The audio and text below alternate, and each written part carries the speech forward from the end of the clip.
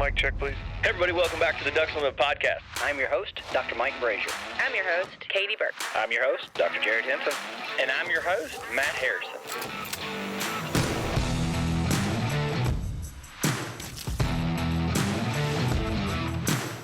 Welcome to the Ducks Unlimited podcast, the only podcast about all things waterfowl. From hunting insights to science-based discussions about ducks, geese, and issues affecting waterfowl and wetlands conservation in North America. The DU Podcast, sponsored by Purina Pro Plan, the official performance dog food of Ducks Unlimited. Purina Pro Plan, always advancing.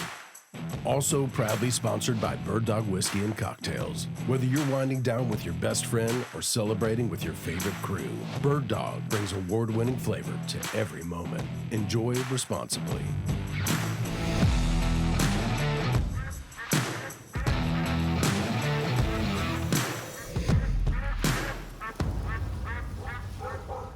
Hi, everybody. Welcome to the Ducks Unlimited podcast. This is your host, Katie Burke. And today on the show, I have wildlife artist Jared DuCote. Hi, Jared. Hi, Katie. And we have Whiskey here. Yep. All right. Can you explain why Whiskey is here? So my day job, hey, bud, is I do pediatrics and adolescents, patient transitional care. And so he's a medical therapy service dog that goes with me to see all the kids in the hospital. So he goes with me everywhere. Okay. Oh, that's great. He's such a sweet boy. You're our first dog guest. Oh, man. How awesome is that? I don't know if we'll get another one anytime soon, so you might be the one and only for a while. Definitely not the first for like DUTV and all that, but yeah, definitely in the first one in the podcast studio. So that's cool. So what, is he your first service dog? Yes. Okay. So what did that entail going through that and deciding like to have him become a service dog? Did you buy him in the intention to be a service dog, or did you decide after you had him? It was kind of a last minute after situation. And it goes through obedience training, then service dog school. Yeah. And go through a bunch of paperwork and everything else. And they go through a testing cycle. Okay. But afterwards, it's really cool to take him everywhere. He goes onto the plane. He goes to restaurants. I mean, pretty much everywhere. Yeah. And I'm sure, it's probably so rewarding also, like, getting to go in there and take him and see it is. that. I do enjoy seeing people smile, even like at the grocery store, and said, "Oh my gosh, I used to have a golden. Can I pet him?" Yeah, absolutely. And then just see him smile and lighten up. Right. It's one of the best feelings. Yeah. The kids, I really enjoy that in the hospital. The medical industry is a weird industry, and it can be very tolling on you. And so he not only helps the kids, but also the nursing as well. Yeah, that makes sense. Yeah, I have lots. I don't know what it is, but I run as my other hobby, and it's full of also nurses and pharmacists for some reason. I don't know why medical professionals love to run, and I hear about their days and stuff all the time. So I can definitely see where that would be and make things better for them too, because it's stressful. Yeah. And then, when I'm stuck in traffic, he helps calm me down. Yeah. Makes airports better. You want to get Absolutely. down off this box, Whiskey? You don't like it up there? So you chose pediatrics because you're already in pediatrics, correct? Or No, I actually did geriatrics first, and then I did a transition during COVID to pediatrics. Okay. And it's very interesting because geriatrics, they're adults. Right, yeah. But kids are so innocent. They don't really know what's going on. They just know I don't feel good, or it's Not normal. Not normal, but hey, they still have this fun, positive outlook. Right. Whereas you go see Mrs. Smith and she's just, negative. I just want. Yeah. But the kids are very positive, and they can be very deathly ill. Yeah. And just going into and visiting with them, and they still have this positive outlook. Oh my gosh, you brought a dog in today. Yes. How are you doing? Oh, I'm good. I'm great. So it's really, I do enjoy the kids. It does take its toll on you. At the end of the day, if you have your own family, it does make you cherish everything more. And, like there are times I go home and I hug my daughter and I'm like, you know what? I am extremely lucky. I am very blessed at the end of the day that things could be on completely different situation. Yeah. No, I mean, that makes perfect sense to me. I think about, this is kind of serious, but until you have kids, like I feel like one of the things that you don't really realize about yourself is like your own mortality until you have kids, and then all of a sudden you're very aware of it. Like you never really thought about it before, then all of a sudden you think about it all the time. All the time. All the time, yeah. All the time. It's very weird. I tell everybody, they're like, whoa, some of my friends that don't have kids. And they say, well, what is it like? And I said, man, there is like this little gnome in my brain. And he just walked over and like flipped the switch and said, you're going to have fun now. Yeah, it's very interesting. Yeah, all of a sudden your mind just shifts into this completely different thing and you didn't even know you could do that. But you think about it all the time. Think about it all the time, but it's so rewarding. I love it. I think one of my best accomplishments in my life is my family and my daughter. Oh yeah, 100%. No, they're the best things of you. Yeah, that's for 100%. And they also drive you crazy, but they also are the best parts of you too. They are. All right, so let's go back into like your background. So I know we'll start with just the outdoors first, okay? Okay. So, and then we'll kind of get into art, because I know that you're a self-trained artist, so we can kind of go into that a little bit too. But how did your relationship with outdoors begin? Like, were you hunting at a young age? What was all that like? Honestly, no. No. It was very odd. I got into the outdoors through scouting. Okay. So back in the 80s, Boy Scouts, I got into it. My parents, they did everything they could for my sister and I. Yeah. And so they were hardworking, middle-class Americans. And so my dad wasn't able to always take us out hunting. And there was a few times that I've got to go dove hunting with him. Very, very rarely.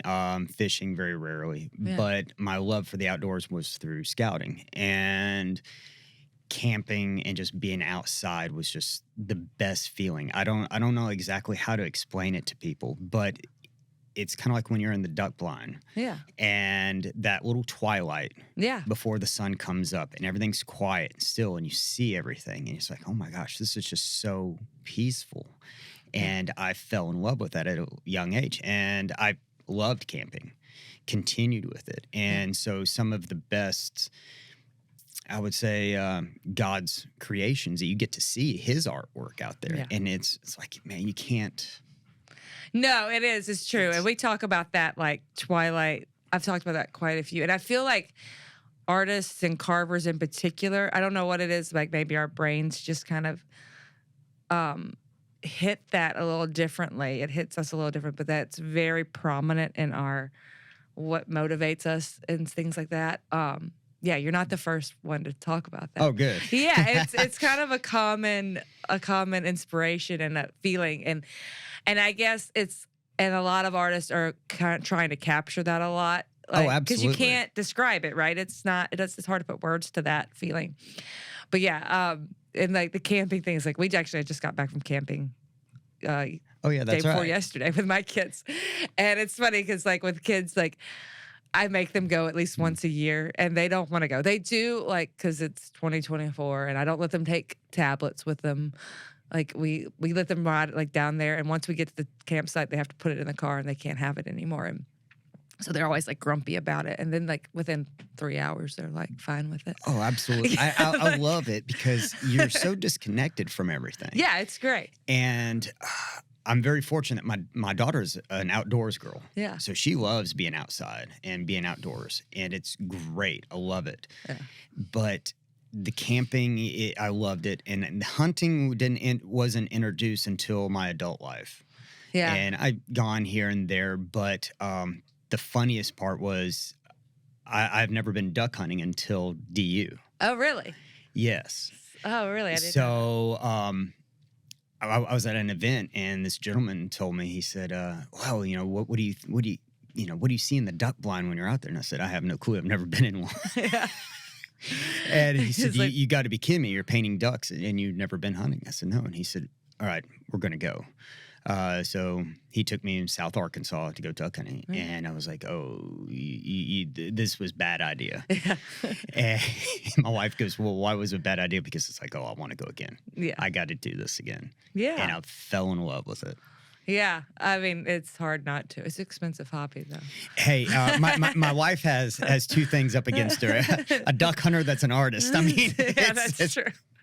All right, so you start through the Boy Scouts of the outdoors, but when does art enter your life? Like, when was it always there? How does that kind of become part of your No, the art identity? has always been there. I've always been interested in it, always drawn, done different things. But my father, he back in the 70s, they had what was called commercial artist. And so nowadays they have like a vinyl plotter that would cut, make the die-cast stickers, and you put them on trucks and different things. Right. Well, back in the day, they had a hand artist.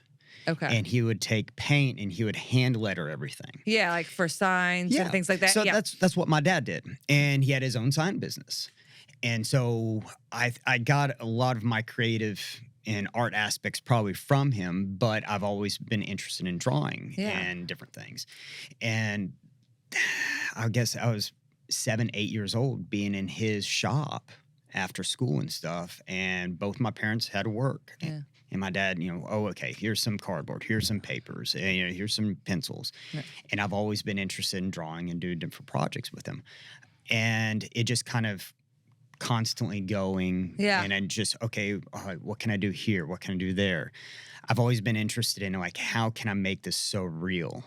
Okay. And that, I was probably in middle school, I was very interested into it. Yeah. And the only thing was I didn't pursue it because that stigma of starving artists. Yeah. That's a true thing. No, it's a true thing. And it's funny that you didn't, because you had a dad who was making a living doing signs and stuff, which is basically what graphic designers are doing now, right? Like that's still, so it's just funny because I was that kid. I was the same kid that drew and wanted to be an artist, but I had a dentist for a dad and a teacher for a mom. They're like, you can't do that for a living. Like, you have to pick another career. And I kept doing it anyway. So my mother was a teacher and my father was a graphic designer. And they both said, hey, look, unless you want to teach it, I don't want to say they didn't push me because they always supported me. No, they're practical. Exactly. Yeah. Very practical. And so they said, well, you could teach it, but, and I'm like, And at that time, a high school kid. Yeah. Like, no. Oh, no. Yeah. Oh, no. I had Kids, no desire in that either. None.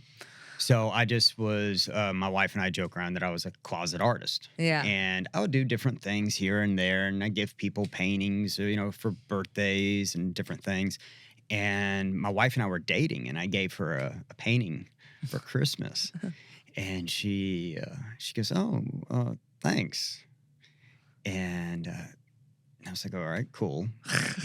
and so today, she said, yeah, I told my mom. She goes, oh, this is so nice. He probably picked this up at Goodwill. It's real pretty, but whatever he does. And then a couple months later, I painted of her nieces for her mother. And at that point, she was like, well, why don't you do this for a living? And I said, well, I just don't know. I said, I've always wanted to. And she said, well, you need to go do this. And so she was the one that really pushed me. Yeah. So that was really cool. That is cool, yeah. I mean, you have your significant other and your best friend to push you for that. So a lot of it, I have a great support system of my parents and my wife, but she was the one that said, hey, if you want to do this, go for it. Yeah, no, that's awesome. Yeah, I did go to school for it, and then I've heard people listen to it, but I went to school for it and I didn't like it. I think the formal training really it turned me off of it, and then that's how I went into art history, and then I didn't want to teach, which is what people tell you to do when you go into art history. It's like, I guess you're gonna have to be a professor, and that's when I learned about museums, and that's why I went that direction. Yeah, and it's funny because I was talking to. Well, Mike, my fellow co-host, made me go to career day at a high school the other day. And I was like, okay, I'll do it just for you because, we're friends. But there was this one girl that came up, and I guess the teacher said that I had like an art background. And I said, the thing about having, my advice is like, you don't know what you can do, but you can be an art major. But the thing an art major teaches you is to be creative and to make up your own job. Yep. Like, you don't have to be, like, you could be an artist if that's what you want, but you're trained to be creative. So you can make your job whatever you want your job to be. Like, don't limit yourself. And she like kind of looked at me like a high school kid looks at you. And I was like, well, maybe one day she'll remember that. Yeah. Someday it'll come in. Well, there was this one lady that gave me this advice. It's like, don't just like, don't just discourage. You can figure it out some way. Like, who knew I was going to do this? Like, and work at DU and deal with decoys and painting and like work with people like you. Like, who knew that was going to happen? It's like, I could have never told you that would happen. It's real interesting because I visit with people that I went to school with years and years ago. With social media, you have those interactions. They're like, man, I remember you used to draw on the books and do different things. It's so cool to see you do that. Yeah. And then you have the people who are like, man, I never knew you. That's funny. Drew that, or you messed around with that. And I'm like, yeah. That's funny that because I think everybody who like likes to draws on this thing's full of stuff. Oh, I mean, I draw on everything. Yeah, my hospital notebook is like filled with doodles. Yeah. But then I have stuff from case conference. Yeah, no, that's the only way I can pay attention, like in meetings, is like to draw. While you're not. I remember because in school I used to get in trouble for not listening. I'm like, no, this is how I listen to you. Yes. Yeah. No, that's cool. So you decide that. Okay, so you decide to start pursuing it after your wife kind of encourages you. So what were your next steps? Like, what were you choosing to draw for professional? Like, when did you start kind of entering that like wildlife artist space? How was that transition moving forward? Years and years ago, there were certain organizations that I fell in love with. And in the scouting deal, I knew about Ducks Unlimited. And I was like, man, I'd really enjoyed like the paintings of David Moss, Terry Redwin, those kind of paintings. Was like, because when you're an artist, you have those people that you idolize and you like, okay, that's what I like. And that's what you try to follow. And I've always enjoyed those. And I also enjoyed going outdoors. And I was like, man, I really would like to do more of that. So I was visiting with some guys and they said, well, maybe you should just try to like see what you can do about these organizations that do outdoor stuff. And so I try to push more into like, I'm trying to look into Ducks Unlimited or, SCI or CCA. And most places just don't. They are like, oh, you're another artist. Right. And it's not really a big deal that they go after. But as far as the wildlife, I really wanted to... the animals, because you can't really get to hold them and like, oh my gosh, and just like hold it and just taking everything about it. Yeah. And so I was fascinated with things that I would like to paint that I could not physically touch or I could like look at and study, because then that was another challenge. Mm-hmm. One of the ways that, humans grow is by challenge. Yeah. And so that was one of the things to kind of challenge myself in the artwork is like, all right, what else can I do with this? How can I look at this? Or I'd never heard of that kind of animal before. Like for an example was a wood duck. And I was like, oh, cool. What is a wood duck? And then, oh my gosh, it's beautiful. And then start looking into it and looking at it more. Yeah. That's interesting because, you come from a different background. So, like, a lot of these wildlife artists grew up in the outdoors or hunting and things like that. So you're coming from it without that knowledge of those species and things. So you're having to, that's interesting. So are you, at that point, are you using resource material through like photography? Or are you like going on like using other artists? How are you some of it is other artists. Adam Grimm, Scott Storm have a great eye on things. And they're my contemporary artists that I idolize. I really like those solid guys. And their art aspect is amazing. And so I look at them and it's like, okay, so this is how this is. This is, the background for this particular species is here. Yep. Sometimes it's photography. Sometimes it's like okay, what is an elder? And I have to sit there and Google, and I'm reading about it. And, Yeah. okay. Yeah. And then I'll look at different reference photos like that. Which in today's world, I mean, we have everything at our fingertips. Oh, like yeah. Back when I was in school, it's like, all right, you have the encyclopedia, you have a thesaurus and a dictionary. Good luck. I had an art teacher who had I had like a private art teacher, and she had like a shelf, and it was just like pictures from magazines, and she had organized them by like ducks, and you'd go through, and that's how you would like find what you would draw, is you would go through her magazine cutouts. But as like composition wise, National Geographic was one of the ones that I looked in to get ideas with.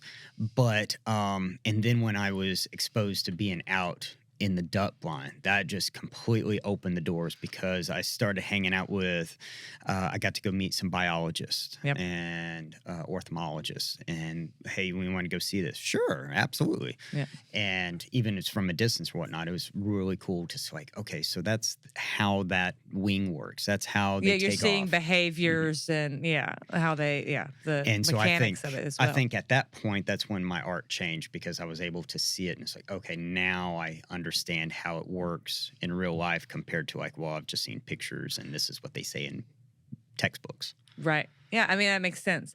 And I've heard that from many of wildlife artists, like getting out there in the field changes like what you're doing. Like it changes everything. Absolutely. Yeah. So you started with just ducks first, and then you moved to dogs, or what is your transition through? How did you start with what are you working on, and then how are you moving through it? I started sceneries and portraits. Okay, yeah. And then I went into wildlife, and in wildlife I did ducks. Okay. And then I was visiting with people, and they're like, "Hey, man, can you do dogs?" I don't see why not. And so I started doing dogs, and then I was really enjoy dogs. Yeah. They have so much expression. Yeah, they do. Yeah. They do. And then on top of that, there's a connection there with other people that have dogs. Yep. And some of my best times visiting with people was like, you know what? I had a black lab that looked just like that. I loved him. And then they start telling about it. So you have that connection with somebody else that has a dog. And then seeing the dogs work in the duck blind is fascinating. There's several guys that will say, "Oh, Jared's a horrible shot." Actually, no, I've been sitting there staring, watching the dog work because I was fascinated. In my defense, that's what was going on. Well, and then like you do, and you have like dogs that when you see a good dog work, it's very different than when you see a not as good dog work too. Okay, so I want to go back because you just mentioned like you went through landscapes and then you went into ducks. So how did that help when you went into like the more specific, like going into ducks and dogs, like having that time spent on landscapes? I'm guessing that was helpful to kind of build that light and shadow. And it does. It helps build composition-wise. Yeah. The 2/3 rule that you probably heard in art. And then also having the idea of like shadows in the background, how things are going to look, how you're going to blend things in with, a focal point perspective. So horizons. Different things like that. But I think it helped me more so into the idea of, okay, this kind of landscape goes with this particular animal. Yeah. That was something that I started realizing. It's like, okay, so this is what a Mississippi flyway actually, when somebody talks about what it is. Yeah. This is what a marsh looks like. Okay, cool. And then you start having that idea and you can merge those two together. But really a lot of my landscapes at the beginning was very postmodern impressionist. Yeah. So it was a lot of oil palette style paintings. So you're really actually doing more stuff than with like materials. You're learning your materials more than anything. Correct. Yeah. That makes sense because, you're actually, I just interviewed, it hasn't come out yet, but I did Rebecca Knight yesterday. Oh, yeah. And then I did Chuck Black, and all three of you are self-trained, like for the most part. And so and it's been a different answer. So like, did you start reaching out to other artists at a certain point in time to like learn from them or get advice from other artists? I have. Yeah. And I'm guessing you get mixed results. You do get mixed results. Rebecca is a really nice, sweet young lady. And I got to visit with her at SeaWe at the Southeastern Wildlife Expo. And you never know, because certain artists, they're either an extreme extrovert or an extreme introvert. Yeah. There's no gray area. No. And so I'm always interested. It's like, hey, you know what? What do you think of this? And I always want somebody's opinion, or, hey, give me some advice. And I know that certain people are not comfortable about talking about it. And if you kind of get their body language, and then you have those others, oh yeah, I absolutely. This is where I would go get this, try a quill brush, do this, do that. And Rebecca was really sweet and nice, and she was very open, talked to my wife and I. And so I said, hey, I have some questions. She goes, oh, absolutely. And we had a great conversation. Scott Storm is another one that when I got to meet him, I said, hey, I got some questions. He goes, absolutely. Gave me his number. He said, call me anytime. Yeah. It wasn't until I would say very recent, probably in the last 5, 6 years, I started reaching out to artists and say, hey, you know what? I have this roadblock, or what would you do on this? But it's very interesting, because in the world of wildlife artists, everybody that I've come across is very open, very nice, very willing to help. They're not like, oh no, that's my secret, I'm not going to tell you that. Yeah, that's kind of what she said too. She said she had some issues with wildlife artists who are anti-hunting. Oh yes, you'll have those. Yeah, she's like, she's had some issues there, and I wonder. And I didn't think about this until last night when I was at home. I was like, I wonder if some of that has to do with her being a girl too, being a woman, and that they're more willing to tell her how they feel.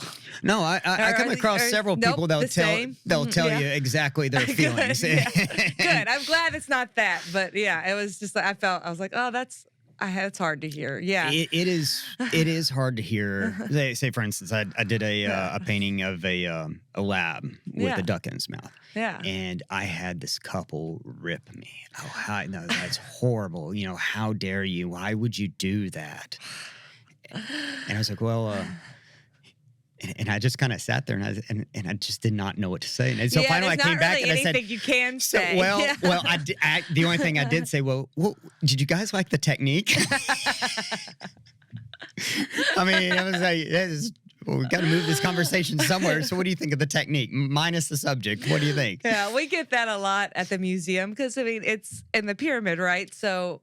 Yes, it's in a Bass Pro Shop, so most of the people who visit are hunting friendly and that sort of thing, or at least adjacent. They know about it. But of course, we get, as a big stop, we get people who aren't, and they ask questions. And I always tell my staff, I'm like, the answer is, I'm sorry you feel that way. Yes, but and just move on. Art is so subjective nowadays, and not one piece is going to go satisfy everybody. No. And I was visiting with this one gentleman, and he told me, he said, no matter what, you could have a blank canvas and somebody would still complain about it. Yep.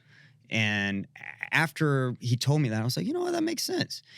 And on top of that, you know what, I'm going to paint what I feel and what I like. And if they don't like it, that's fine. And if I could teach that to kids and anybody else that's pursuing art, it's like, look, there's going to be people just like on Facebook that's not going to like it. They're going to, talk bad about it. Move on. Yeah. Not everybody's going to agree with you, and it's okay. Yeah. And it's so funny because when she said that, I was caught off guard. So today it's easier for me to talk about it, but I was like, because I guess we're so blinded here at Ducks Unlimited, because when I think of wildlife artists, most people are either they're submitting their work to us. So they're either hunters, or they are at least adjacent to that and are fine with it, right? Because they're submitting work to Ducks Unlimited. So obviously they're not against hunting, because that's what who's buying their work. So I didn't even think about it. And then I was like, oh yeah, that makes sense now that I think about that. You would have especially like probably with African art and things like that, Mm-hmm. you would have these the other side of conservation side. And I was like, that makes sense. But it didn't occur to me right away. Yeah. I think the biggest one that I had in Ducks Unlimited, I was at a table at an event and I was talking to these people, and they're real big into the wetlands conservation aspect Yep. of it. And I said, "Oh, okay, you're the artist, yes." And that's all we talked about was the wetlands conservation. Yep. And then they said, "So what's your piece?" And I said, "It's that one over there with the black lab."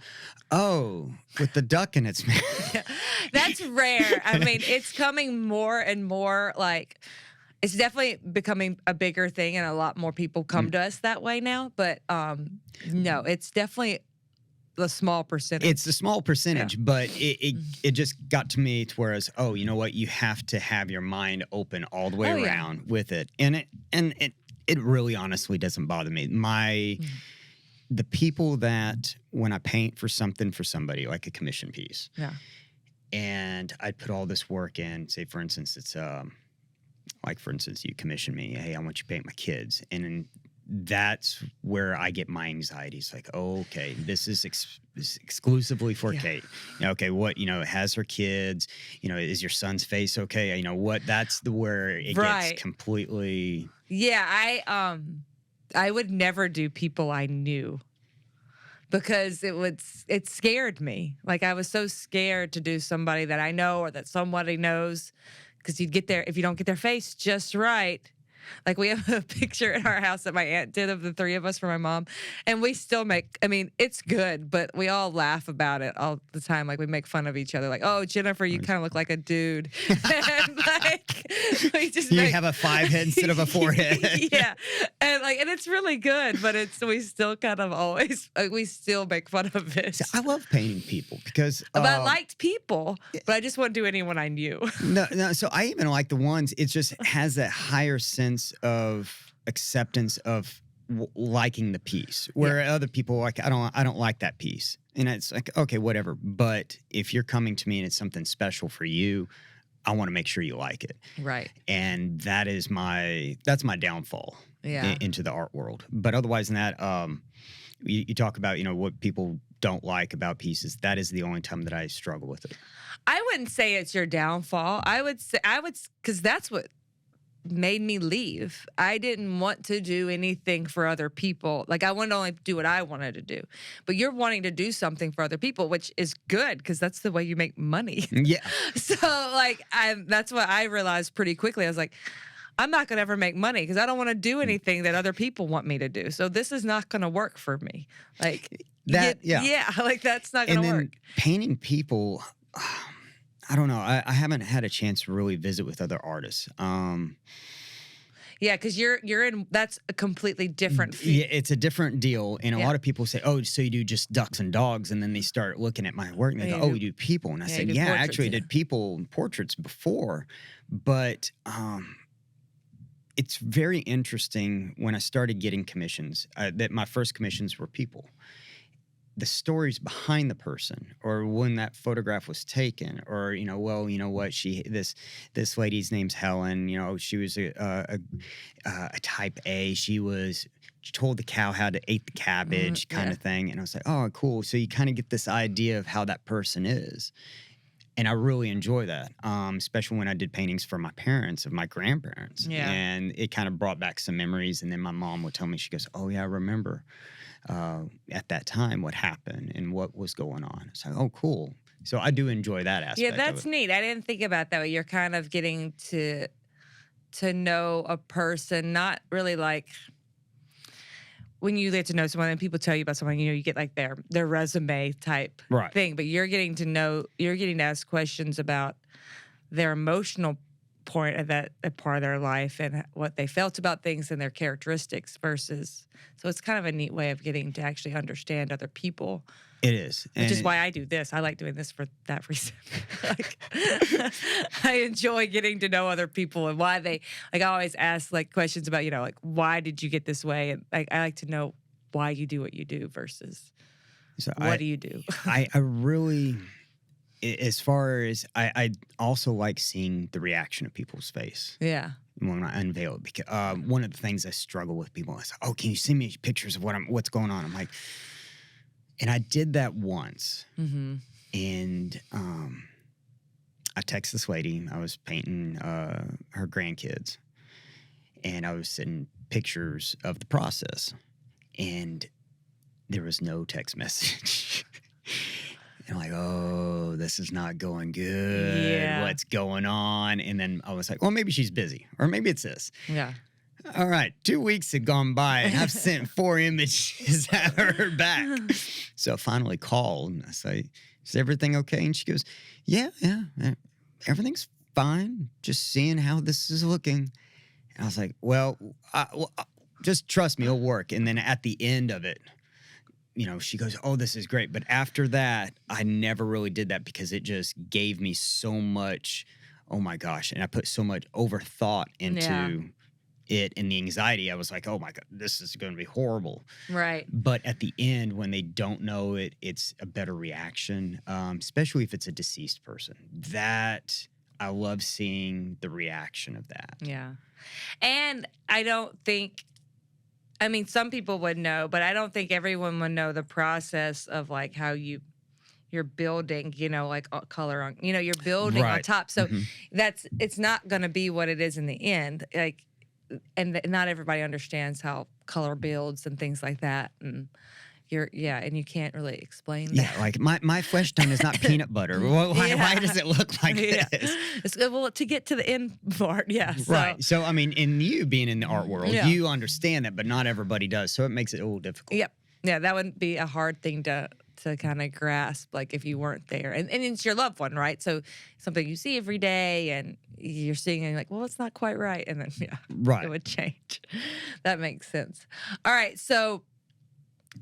Okay, so how many dogs have you done at this point? I just want to go back. Oh, gosh. A lot. A lot. A lot of dogs. So do you get commissions for dogs now? I do. I was going to say, I bet you get a lot of commissions. I do. And I have a tally mark of like, okay, it's so far the top breed is lab. Yep. Well, that's what everyone hunts with, for the most part. And then it goes, I had to keep a tally mark on black labs, chocolate labs, and yellow labs. Black labs first? Black labs is number 1.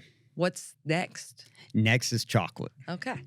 I wouldn't have known. That one's kind of back and forth. It's very odd. I think I've done a total of 3 yellow labs, and then when I post a yellow lab, everybody goes, "Oh, it's finally a yellow lab." And then the black lab people are always like, "Well, where's the next black lab coming out?" Yeah, so, you did a Boykin recently too. Yes, I did loved that one. Did a Boykin. That one was really cool. I've done Boykins, GSPs as well. Yeah, they're funny that people hunt with them now. Those are really. I always want to draw a beard on them. Well, you need to do a poodle pointer. Poodle pointer, yeah. My brother has one, and he duck hunts with it, and I'm gonna get flack for this, but it's a good dog. It's not a duck dog. No. Yeah. But he's all right. Yeah. So, my next one I'm working on is of course a golden retriever. Yeah. But yeah, I do enjoy painting dogs. Painted several.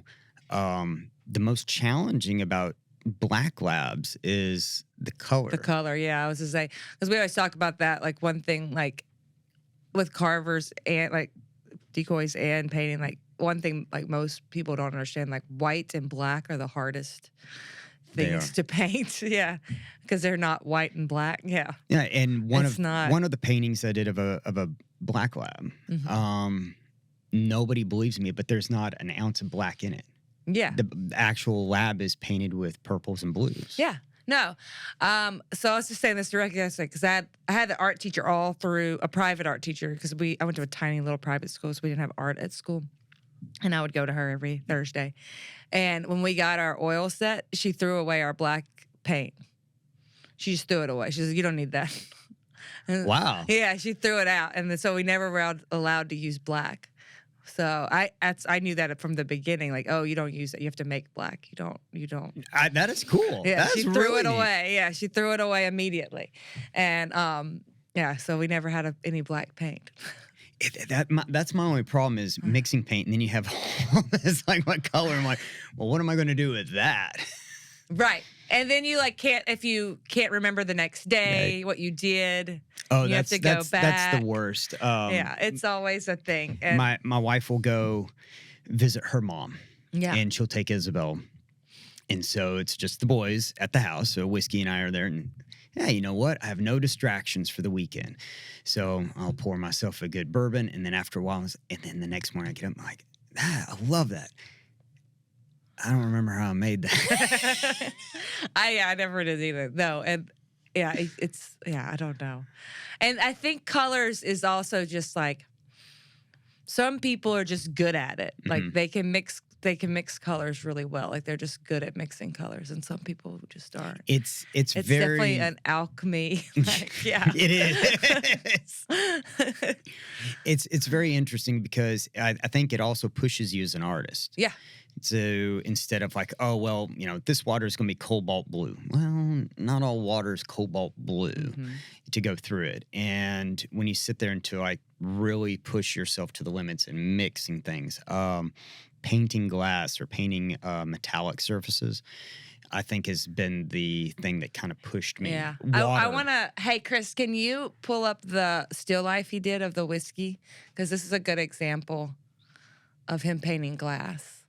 Yeah, and I was thinking about this when you were just talking about water. Though you can't, it's not as good because y'all do such realistic things, and I've never done anything like where you can see the bottom as well. Like, yes, you're not just painting water; you're painting the reflection on the water. You're also painting what's below the water. Absolutely, yes. Which that I can't fathom. Like I've never sense done that because water's clear. Right? Yeah, you would see. Clean water's clear. Clean water's clear. Yeah, hopefully it's clear. Yeah. Yeah. It's when you sit down. I think one of the coolest things is also water and like chrome are a lot the same because you have the form shadow, cast shadow. You also have the highlight on there, and it's so dramatic from extreme white to extreme dark, and you have to catch all that. Okay, is that a light? What is that reflection? And to get all of that in there. Yeah. But yes, painting on glass and water I always love doing that. Yeah. And some of my ducks. Yeah. Can you put up the flying one with the water? Yeah, that one. Yes. Yeah. That one's awesome. I really enjoyed this one. This one was a lot of fun to paint, and at the time, it was my most challenging one to paint. I wanted to make it look so real. So, was this the first time you did the water coming like out, like the splash up like that? That was one of the first ones I did of a splash up. Yes, because it's always the ripple where the ducks are sitting on there. But that was the first time splash. So what made you want to give it a go? I saw there was a Japanese artist I saw on Instagram that was doing pencil sketching of water. And I was like, oh, that is cool. That looks so real. Yeah. All right, I don't want to do that, but I want to do it in paint. Yeah. And I sat there and as my daughter was taking a bath, I would hit the water to take a look at it. And I was like, well, that doesn't look right. And so I would go out in the backyard, mess with water there. And finally, I had to go out to a nearby pond, and I was looking at it so I can get the idea because the lighting of no matter where you're at, and water takes in the color of whatever's nearby. Yep. So I had to sit there and look at that. And I was like, all right, this is cool. Now I have an idea of what I want to do. And so I wanted to meticulously go into each little droplet and make sure, okay, there's a highlight. Yeah. Every single one of them. Because also, what you can't do... So you're hitting the water, right? But the duck, he's sitting on the water and just pops up. So you can't mimic that and look at it unless I guess you like. It took me a while to like, okay, this is how a duck takes off. Yeah. This is how a duck lands. And, okay, this is how the water reacts when something hits. Yeah. It was very difficult to kind of sit there and look at it and look at how everything works.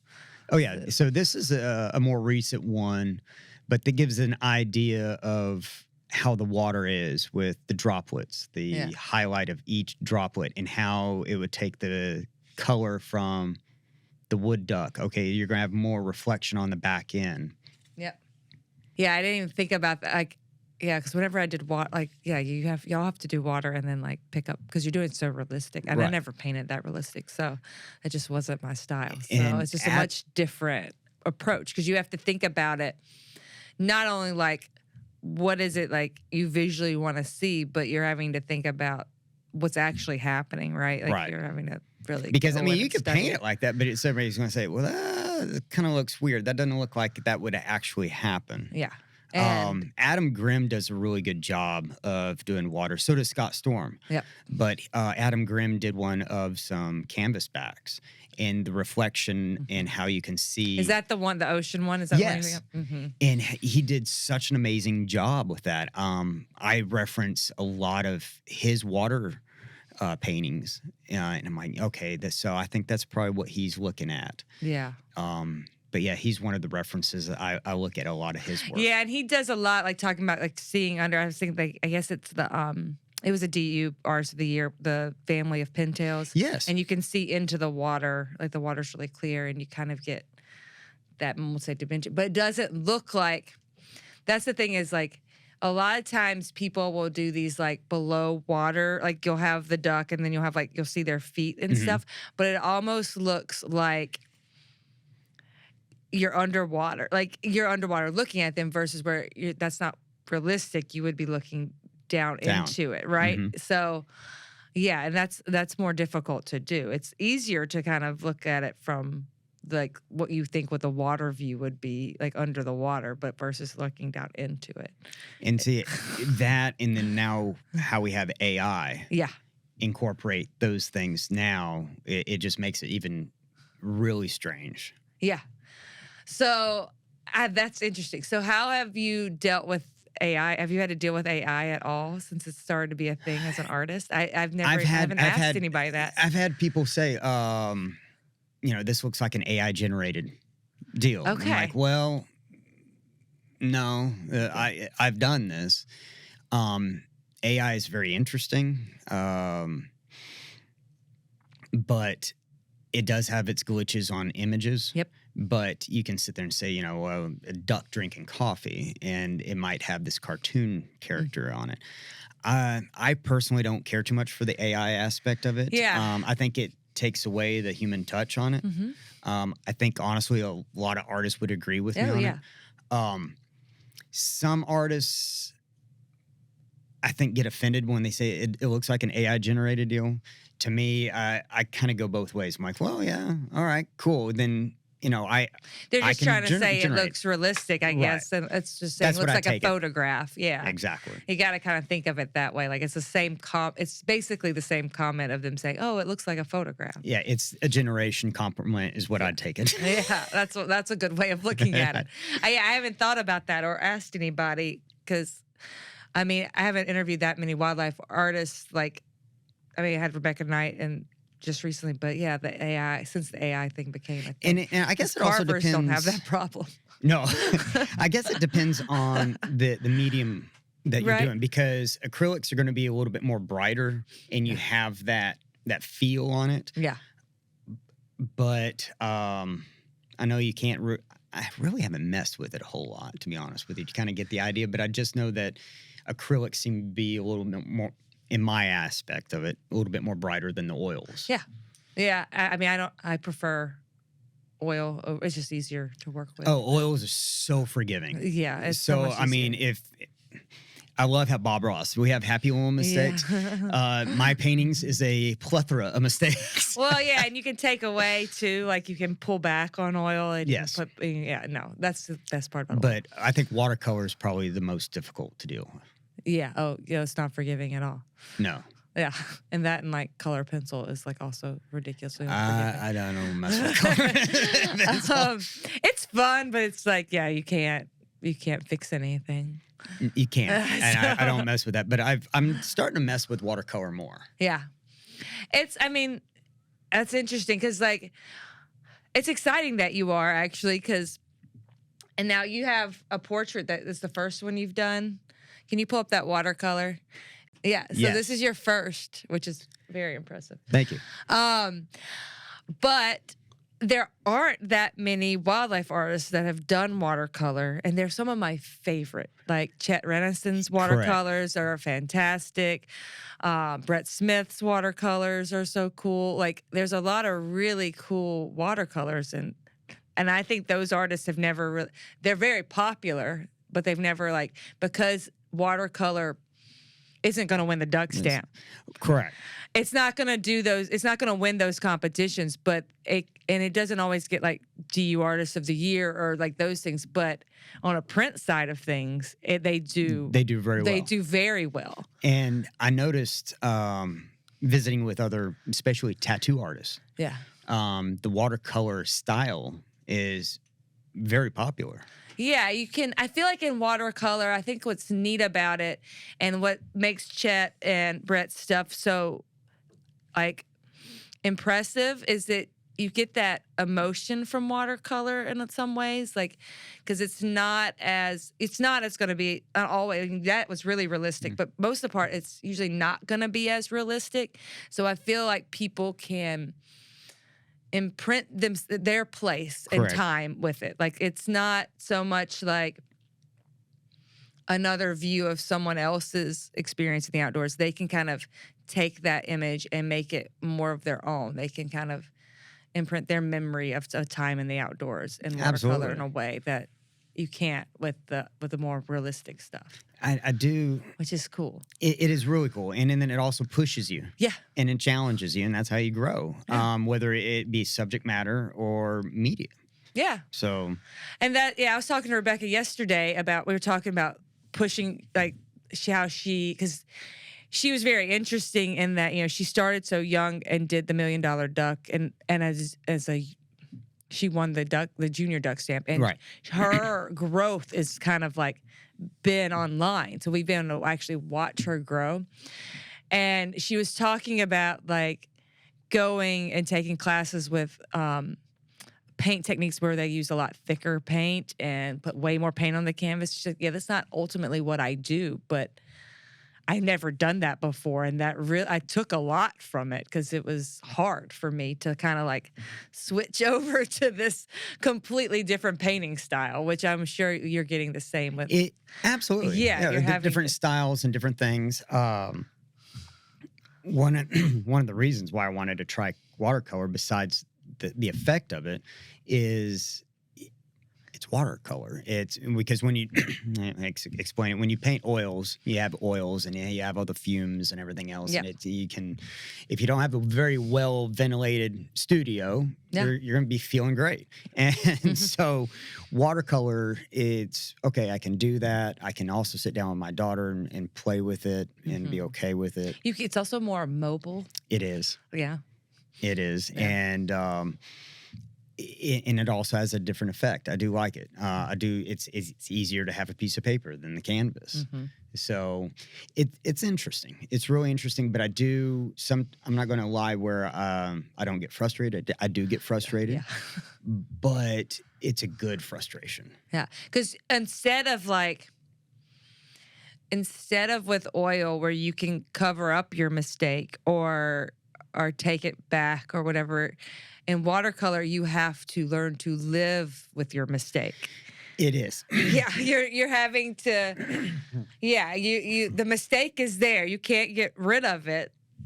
So you're either going to have to learn to live with it, and kind of work with it. There's an artist. Her name is Jane Drawn. That was a friend of the family, and she always told me that watercolors is like your life. And for the longest time, I just go, whatever. Yeah. And now when I start messing with it, I understand, because it's just like you say. You have to, all right, you made a mistake. You're going to live with it. It's okay. It's not the end of the world. But you have a mistake there. So I do. So when you say that, it reminds me of her. But yeah, it's very, very true on that. No, that's true. I didn't think about that. That's lovely. That's cool that you're doing that, though, that you're kind of like keep pushing. And so what do you want to do next? What's your next? Are you like, so you got your DU Artist of the Year, which is this year, which we haven't even showed people, but this is the magazine cover.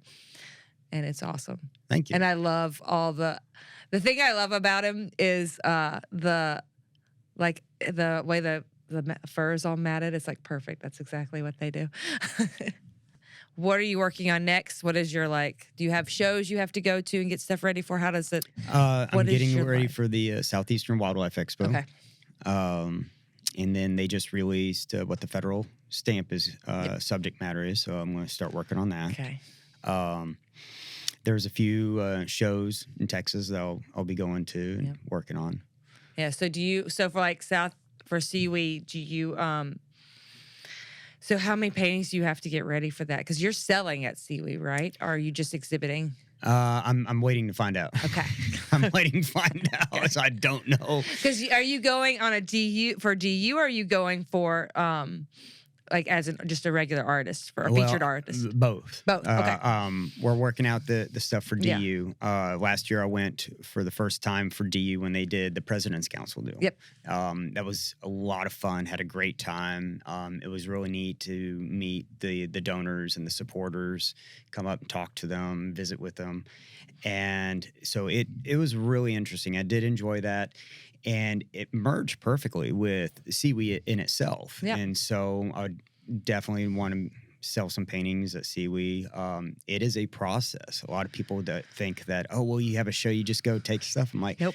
No. You got to fill out applications, where you're going to be at, what you've done. I would say seaweed and Society of Animal Artists is probably very difficult. What's Society of Animal Artists? I don't know that one. Society of Animal Artists is basically a society of artists that specializes in animals. There's also the Cowboy Artist Society. Yeah, I've heard of that one. Yeah. So it's just same thing, but it's for animals. And they have a jury twice a year. And you have to submit things, and it goes through a panel, and they vote on it, and they look at everything from subject matter to composition to medias. And it's everything from sculptures to painters to drawings, and it's focused around animals. And it is very difficult because you submit these digital images. Well, they have to be in this size. Yeah. You have to submit a bio, the things you've done, the awards you've been at, what places are you going to go to?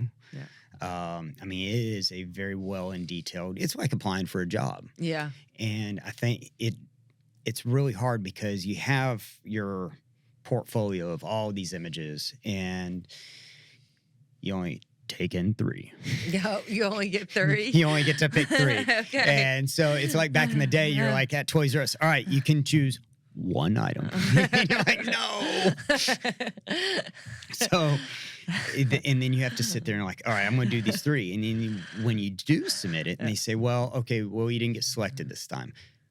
Then you have to sit back and go, all right, so that doesn't mean you don't get to resubmit. You can resubmit, but you sit there and go, okay, was it my bio that I wrote? What did I do this? What did I choose these wrong 3? Yeah. And then you start overthinking of like, all right, what am I going to do? How am I going to put this in? Yeah. And seaweed, you're doing more of an exhibit, right? Like you have more than that. You have like few paintings you get to put in for seaweed, right? You're filling a booth, basically. Yeah, you fill a booth, but then you also to be part of the gala and the exhibitors deal is really big. Yep. I do a lot with Over Under clothing line at seaweed. Okay. Yeah. And so last couple of times I set up and I'll paint on their products. Okay. And people come by and watch, and then some people would like to purchase that. So it's a little bit different, but I really enjoy that because you're outdoors. It's at the park. Yeah. And you're painting on not just a canvas or paper, you're actually painting on it. Like I was doing on a wax briar jacket. Oh, cool. So I was painting a duck on there. And people come up, oh, this is really cool. Oh, they would love that at Seaweed. Yeah, that's like right up their alley. And at that point, we're like, Seaweed's a fashion show. Oh, it is. And that's when I was introduced to the Boykins. Yes. That's funny. Yeah, that makes perfect sense. Okay, before we go, because I completely forgot, but talk about your lure thing with your dad. Oh, okay. Yeah. So the lures, oddly enough, is how that opened up DU for me. Oh, really? Huh. Yes. So my father being an artist, I was approached by a guy in Texas, and he says, "Hey, you do real well in painting. Maybe you should paint fishing lures." And I was like, "Dude, I don't know anything about fishing lures. I don't know much about fishing. I mean, it's like, this is silly." And I was like, "You know what? This might be fun to do with my dad." And so I sat down with Dad, and I'm like, "Hey, Dad," typical when you're a kid, you have this stupid idea, and the parent goes, "No." His dad said no.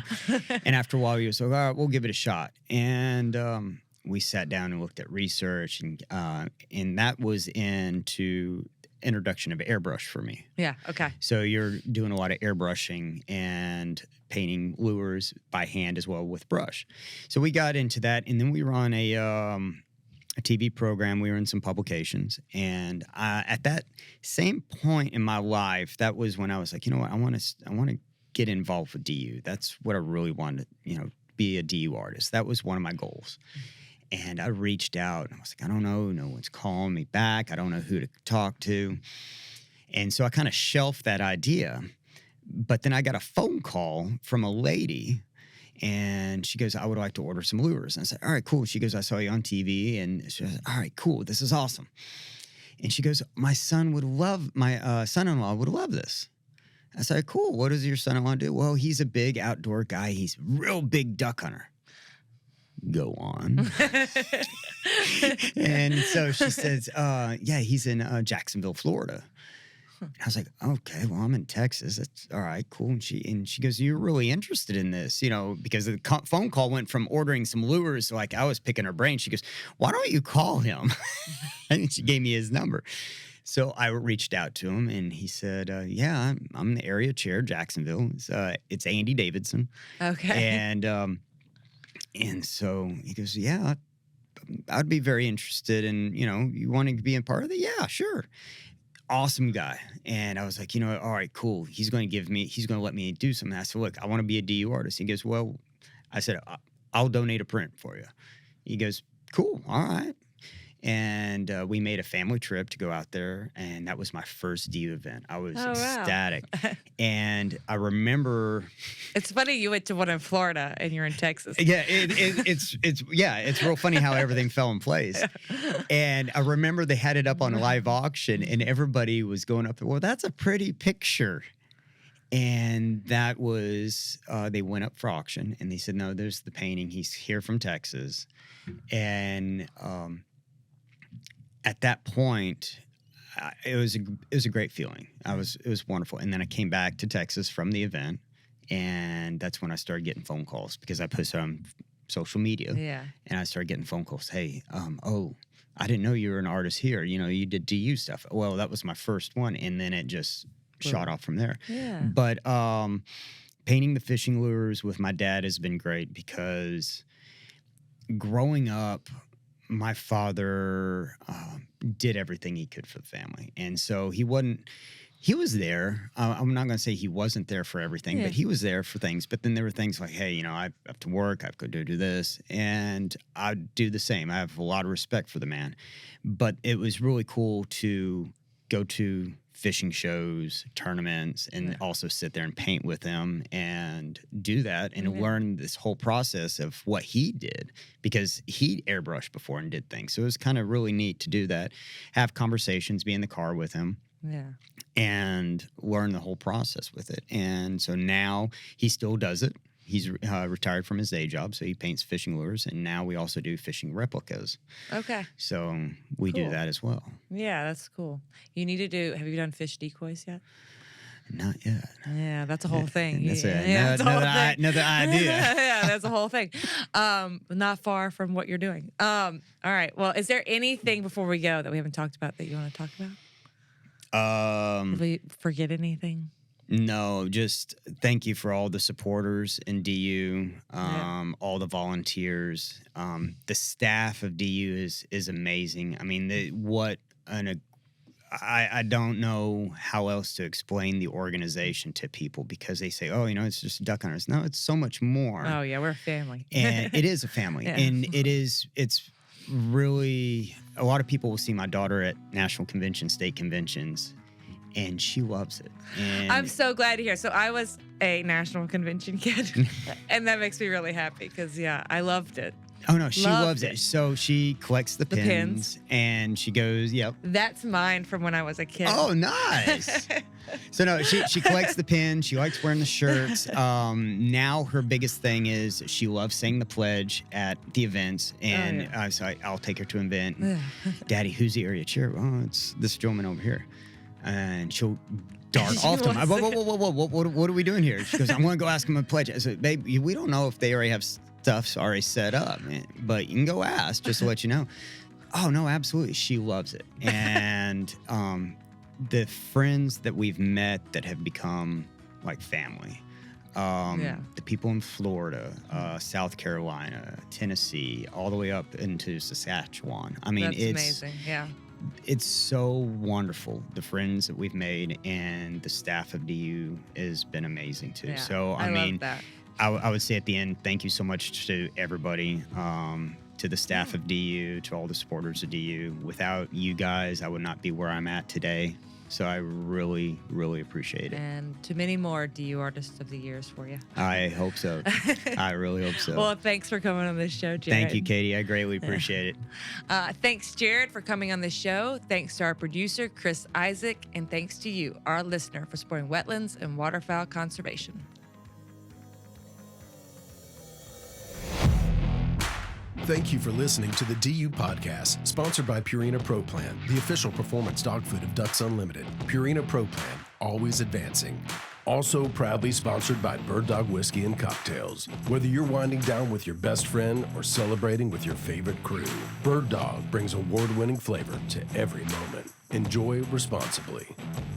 Be sure to rate, review, and subscribe to the show, and visit ducks.org/DU Podcast. Opinions expressed by guests do not necessarily reflect those of Ducks Unlimited. Until next time, stay tuned to the Ducks.